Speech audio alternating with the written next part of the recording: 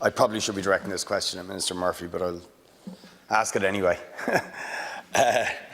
Minister, I've made fairly well known my views that the box room rabbit hutch accommodation known as co-living is not, in my opinion, something that should be allowed in this country. It's just a way to make money for developers, to maximise the value of a site and not to provide actual decent quality accommodation for people. But if that was true, and I believe it was true, prior to the outbreak of COVID-19, is there any recognition in government now that from a public health point of view, we have to immediately shelve, prohibit these co-living developments? We've got one in our area, 200 box apartments planned, where there would have been shared kitchens. I think 40 or 45 people sharing a kitchen. Absolutely cannot happen in the era of COVID-19. I see councils in Croydon, for example, more than 200 co-living development. Croydon Council are saying we just can't go through with this anymore. So my ask is the government considering prohibiting these co-living developments on public health grounds? If not, why not? And all that is required, Minister, is for the statutory ministerial guidelines of 2018 to be amended to prohibit these box co-living apartments. Will the government do it? Deputy Minister. Have you more questions, Deputy, or is that? Grand, yeah. I will have to ask Minister Murphy to respond directly to you. I have no responsibility in relation to housing. I understand what the point that you're making in relation to, you mentioned local authorities and other jurisdictions. As I understand it, county development plans or city development plans are another mechanism by which local authorities themselves can set out the criteria under which planning applications should be judged, and we're all familiar with them. I don't know what the local authority or local development plan in Dáil Éireann says on the issue of co-living. I do acknowledge what you've said in relation to the statutory instrument from 2018, and I will ask Minister Murphy to respond directly. Deputy. Just change the guidelines. This is public health we're talking about now.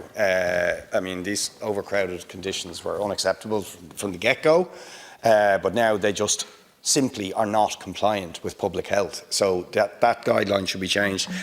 My other question is, one of the rather grim facts of the COVID-19 situation is the pretty awful spike in domestic violence and violence against women that's been reported by Women's Aid, the Rape Crisis Centre and other bodies that would deal with that. Now, that's an awful vista. But in my area, it particularly highlights something that is just unacceptable, which is I think we're one of the only counties, if not the only county, that doesn't have a women's refuge. And indeed, even those counties that do have refuges, they're completely, the capacity is not sufficient for the number of people who are seeking that refuge when they're faced with domestic violence and abuse. So will the Minister is the government doing anything about increasing the capacity for women's refuges? And at a minimum, shouldn't it be the case that every single local authority area should have at least one women's refuge? Because we have none in our area, and it's a real problem that has now grown worse as a result of COVID-19. Part of the crisis in the early stages was there was an extensive consideration given to the issue of centres in local authorities, and was there sufficient capacity? The point that was made at that particular time is you have some local authorities, like, I'm not sure what the population of Dáil Éireann would be, but it's somewhere in the region of 300 or 250,000. We have some local authorities with 100,000 of my own, 60,000, 65,000. So I don't think there's a uniform one-size-fits-all. There will be, but in some population centres we need more than one. And I can assure you that my recognition from that day is that you are not the only one. I think there are 2 or 3. But what was discussed at that particular meeting, with the view to being brought to the Cabinet subsequently, was the plans that are in place to fill the gaps in the couple of local authority areas where there isn't either a centre provided or an arrangement with an adjoining local authority area for capacity for those areas. I'll get Minister. Thanks, Minister.